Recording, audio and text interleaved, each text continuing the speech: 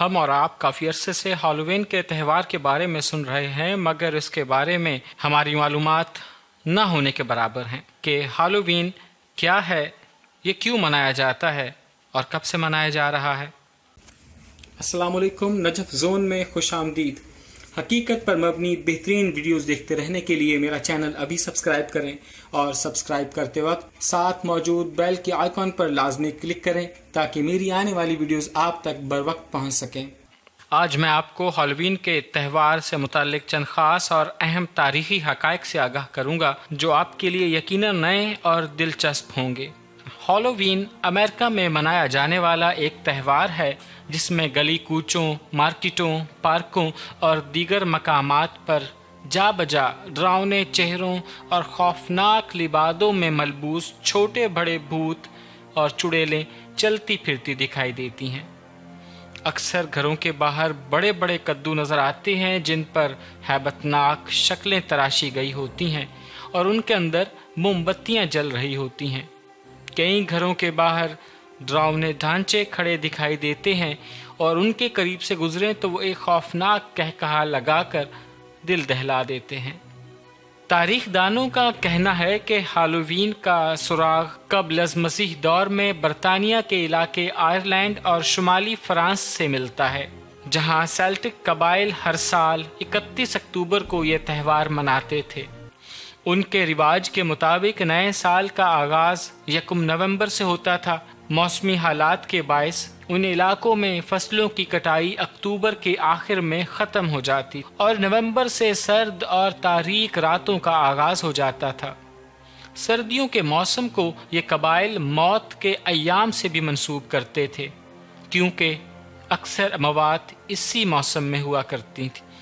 ان قبائل کا عقیدہ تھا کہ نئے سال کے شروع ہونے سے پہلے کی رات یعنی 31 اکتوبر کی رات کو زندہ انسانوں اور مرنے والوں کی روحوں کے درمیان موجود سرحد نرم پڑ جاتی ہے اور روحیں اس دنیا میں آ کر انسانوں، مال مویشیوں اور فصلوں کو نقصان پہنچا سکتی۔ ان روحوں کو خوش کرنے کے لیے سیلٹک قبائل 31 اکتوبر کی رات آگ کے بڑے بڑے الاؤ روشن کرتے تھے، اناج بانٹتے تھے اور مویشیوں کی قربانی دیتے تھے۔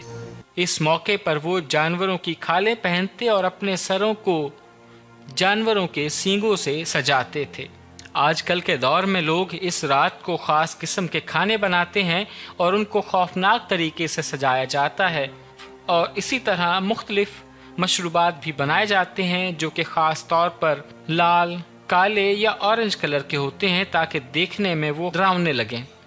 ان سب چیزوں کو بنانے کا مقصد اپنے پیاروں کی روحوں کا استقبال کرنا ہوتا ہے۔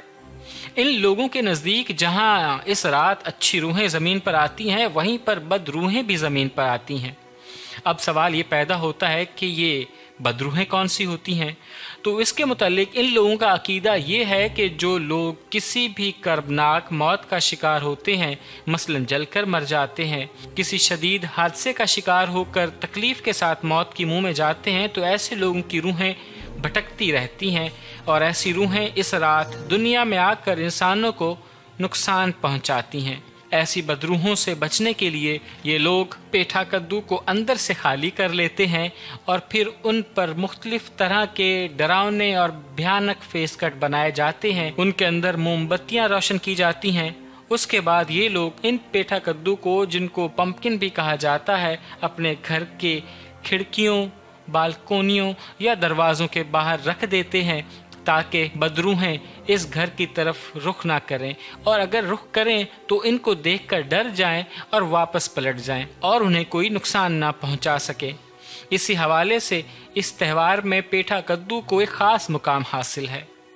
امریکہ دریافت ہونے کے بعد بڑی تعداد میں یورپی باشندے یہاں آ کر آباد ہوئے اور وہ اپنے ساتھ اپنی ثقافت اور رسم و رواج اور تہوار بھی لے کر آئے۔ کہا جاتا ہے کہ شروع میں ہالووین میری لینڈ اور جنوبی آبادیوں میں یورپی تارکین وطن مقامی طور پر چھوٹے پیمانے پر منایا کرتے تھے۔ 19ویں صدی میں بڑے پیمانے پر یورپ سے لوگ امریکہ آ کر آباد ہوئے، جن میں ایک بڑی تعداد آئرش باشندوں کی بھی تھی۔